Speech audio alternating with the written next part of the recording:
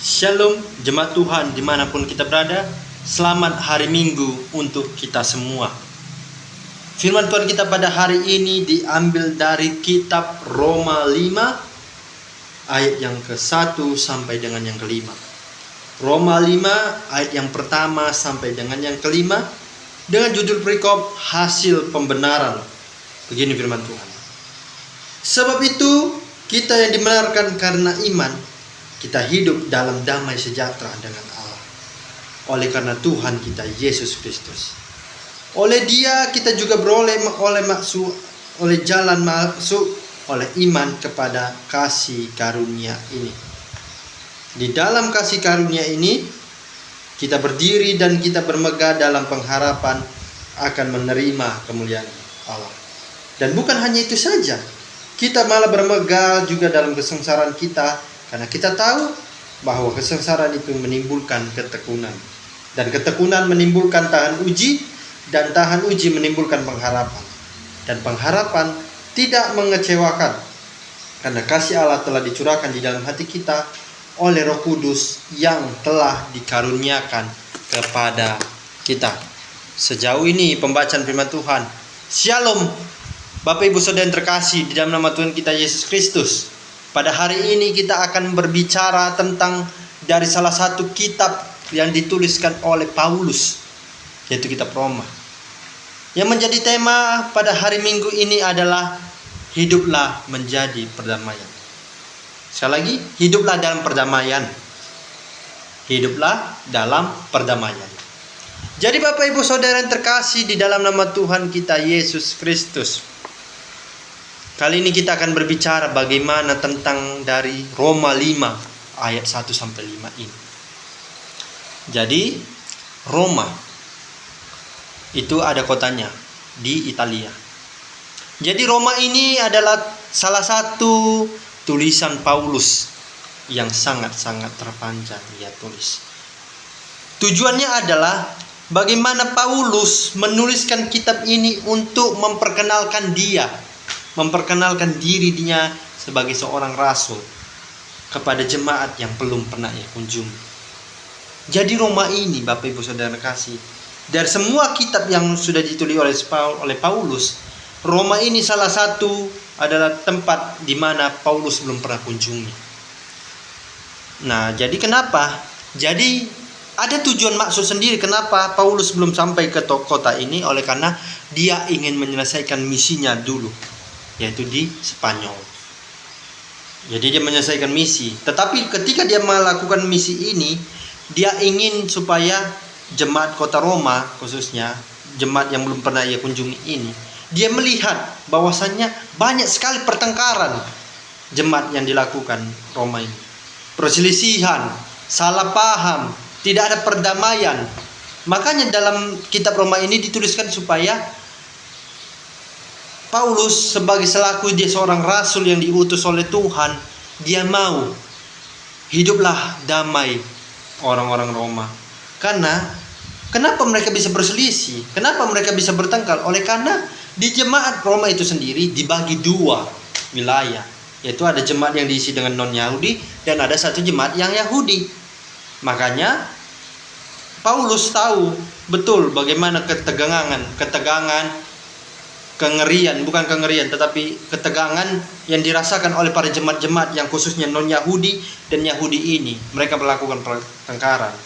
Makanya Paulus mengatakan pada jemaat untuk supaya mereka damailah. Jangan ada pertengkaran di antara kita. Untuk apa kita bertengkar? Tidak ada gunanya di hadapan Tuhan. Jadi Bapak Ibu Saudara kasih, tulisan ini dituliskan oleh Paulus pada tahun 57 Masehi. Ketika dia tinggal di kota Korintus. Jadi Bapak Ibu Saudara yang terkasih, melalui kitab Roma ini ada beberapa tujuan yang dijelaskan oleh Paulus supaya jemaat Roma ini tidak berisi tegang, mereka tidak bertengkar lagi, tetapi lahirlah dalam diri mereka itu adalah hidup pendamaian dalam mereka masing-masing. Yang pertama tujuannya adalah menjelaskan Injil. Artinya adalah jemaat Roma diundang supaya mereka percaya kepada Tuhan. Mereka lebih percaya kepada penginjilan. dibandingkan mereka menyembah dewa-dewa, ratu, ataupun hal-hal yang berhala yang tidak mengenakan ataupun yang bertentangan dari pemberitaan firman Tuhan.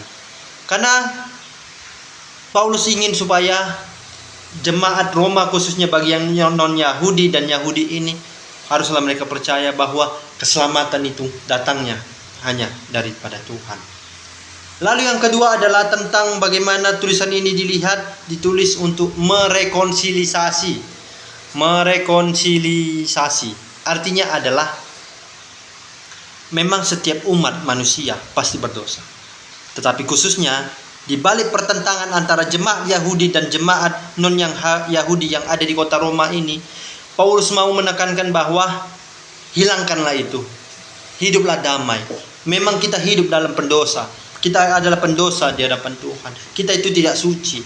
Kita pasti selalu berbuat dosa. Oleh sebab itu Paulus mau mengatakan bahwasannya kita pasti akan diselamatkan oleh karena kasih karunia Tuhan. Lalu yang ketiga adalah dukungan misi. Artinya adalah Bapak Ibu Saudara yang terkasih, bagaimana Paulus memohon supaya jemaat Roma khususnya berdoa supaya Paulus dalam menjalankan misinya ke Spanyol nantinya bisa dia memberitakan Injil dengan baik. Tidak ada halangan, tidak ada yang namanya konflik, pertentangan, pertengkaran dan sebagainya. Itu jadinya tujuannya Bapak Ibu Saudara yang terkasih. Nah, jadi Bapak Ibu Saudara terkasih, hari ini kita belajar dari kitab Roma 5 ayat 1 sampai 5. Nah, ini mengajarkan salah satunya kita belajar tentang dari salah satu buah roh, yaitu adalah kebenaran. Nah, artinya adalah Bapak Ibu Saudara yang terkasih, bagaimana kita ini hidup dibuat oleh Tuhan oleh karena kita pembenaran oleh karena imannya. Artinya adalah dari kita yang statusnya itu adalah mungkin adalah orang jahat, kita adalah orang pendosa di hadapan Tuhan, tetapi kita diubah status kita supaya kita menjadi seorang pembawa damai, menjadi pembawa kebenaran oleh karena iman, dan menjadikan diri kita ini adalah berbuah yang namanya yang kedua, damai sejahtera. Kalau kita berkonflik antara satu sama lain, kita tidak berdamai dengan satu sama lain, bagaimana hati kita ini damai? Itu makanya kenapa tadi dikatakan di dalam tema hiduplah dalam perdamaian, supaya damaikanlah dulu diri kita. Kalau kita sudah berdamai dengan diri kita, barulah kita berdamai dengan orang lain. Kalau kita tidak bisa berdamai dengan orang lain, dengan kita sendiri, bagaimana kita berdamai dengan orang lain? Bagaimana kita bisa mengasihinya? Bagaimana kita memberikan tali kasih kepada dia? Begitu. Jadi ada beberapa poin yang bisa kita pelajari dari Roma 5 ayat 1 sampai 5 ini, Bapak Ibu Saudara terkasih. Yang pertama adalah damai sejahtera dan kasih karunia. Itu tertulis di dalam ayat 1 sampai dengan yang kedua. Artinya adalah oleh karena iman kita dibebaskan. Oleh karena iman kita diselamatkan dari darah Tuhan Yesus Kristus. Oleh karena iman melalui Yesus Kristus, kita manusia pasti dibenarkan. Artinya adalah menjadi seorang manusia yang menjalankan atas pembenaran Tuhan, menjalankan atas karena iman Tuhan, itu bukan hal semata oleh usaha manusia, tetapi ini adalah tujuan bagaimana kita selaku manusia menuju jalan yang diberikan Tuhan, yaitu kasih karunia Allah. Jadi kita percaya bahwa kemuliaan Tuhan itu akan terjadi selalu bersama dengan kita. Yang kedua adalah bersukacita dalam penderitaan. Artinya adalah bisa kita baca di dalam ayat 3 sampai 4. Artinya adalah bagaimana Paulus dalam paradoks bahasa Yunaninya, rohaninya percaya bahwa mungkin kita itu bisa bermegah. Tetapi konteksnya di sini Paulus mau menekankan bahwa kita sebagai orang percaya dapat bermegah itu bukan karena kita menikmati kesengsaraan, melainkan karena kita tahu bahwasannya penderitaan ini dibentuk oleh karena kita melakukan pembentukan yang mulia daripada Tuhan. Artinya apa sih Bapak Ibu Saudara terkasih? Banyak penderitaan yang membentuk karakter supaya hidup kita baik. Yang pertama adalah penderitaan menjadi ketekunan. Yang kedua, ketekunan sama dengan tahan uji. Yang ketiga, tahan uji, pengharapan. Jadi artinya adalah Bapak Ibu Saudara kasih, penderitaan yang kita alami, kesengsaraan yang kita alami, itu semua bukan berasal dari ketika Tuhan ingin mencoba kita, ketika Tuhan ingin memusuhi kita, bukan. Tetapi ketika Tuhan ketika kita diperhadapkan dengan penderitaan, tidak adanya pengharapan, Tuhan mau supaya kita itu bisa tahan uji. Apakah kita bisa hidup oleh kebenaran, atau malah kita tetap hidup menjadi orang pendosa di hadapan Tuhan. Lalu poin terakhirnya adalah pengharapan yang tidak mengecewakan. Artinya adalah ketika kita tadi menderita, ketika kita mengalami yang nama kesengsaraan hidup, itu bukan berarti Tuhan tidak ada bersama kita. Tetapi ketika kita mengalami yang namanya penderitaan, ketika kita mengalami kekhawatiran, ini adalah bentuk proses bagaimana supaya kita tetap hidup di dalam pengharapan Tuhan. Kita itu tidak malu, kita tidak usah kecewa. Mengapa? Karena kita tahu bahwa hati kita ini sepenuhnya hanya dari Tuhan. Jadi Bapak Ibu Saudara terkasih, melalui firman Tuhan kita pada hari ini, saya mengajak kepada kita semua untuk merefleksikan bahwa yang pertama, untuk kita sebagai selaku jemaat Tuhan, yang pertama adalah kita harus memiliki yang namanya dasar keselamatan. Artinya adalah kita hidup oleh karena pembenaran iman. Itu dasar kebenaran kita, itu dasar keselamatan kita. Kita tidak usah bermusuh dengan orang lain. Kita hadir untuk menjadi penyelamat baginya. Yang kedua, proses kita memiliki yang namanya proses pembentukan.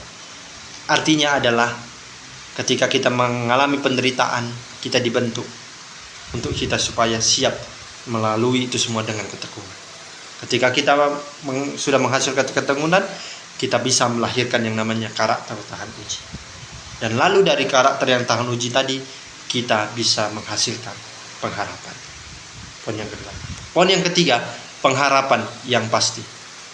Artinya adalah kita tidak usah kecewa, kita tidak usah khawatir. Kita pasti percaya bahwasanya ketika kita menjadi seorang pembawa damai bagi orang lain, kita pasti memiliki yang namanya pengharapan daripada Tuhan. Kita pasti memiliki yang namanya hasil sukacita yang datang daripada Tuhan. Buah kebenaran, buah keselamatan, buah damai sejahtera pasti akan ada yang dicurahkan melalui Roh Kudus, melalui kita, kepada kita. Lalu poin yang terakhir adalah kita harus bermegah dalam penderitaan. Artinya adalah jemaat diajarkan untuk tetap terus sukacita. Meskipun kita ada di dalam posisi genting, kita mengalami khawatir, kekecewaan, penderitaan dan sebagainya, jemaat diundang supaya kita hidup di dalam penderitaan yang kita alami itu untuk tetap hidup bersukacita. Kita memang sadar bahwasanya ketika kita dihadapkan dengan penderitaan, kekecewaan, kekhawatiran, itu bukan berarti kita harus menyerah, bukan. Tetapi ketika kita diperhadapkan dengan namanya penderitaan, tidak adanya pengharapan, itu adalah suatu proses pembentukan supaya kita bisa menjadi pembawa damai bagi kehidupan kita, terkhususnya dari diri kita, lalu orang yang lain. Demikian pemberitaan firman Tuhan kita pada hari ini. Semoga pemberitaan firman Tuhan kita pada hari ini bisa menjadikan diri kita untuk menjadi pembawa damai bagi banyak orang, menjadi pembawa keselamatan dan datang daripada Tuhan kepada banyak orang, dan kita hasilkan buah pembenaran, buah damai sejahtera dalam diri kita. Amin. Tuhan Yesus memberkati.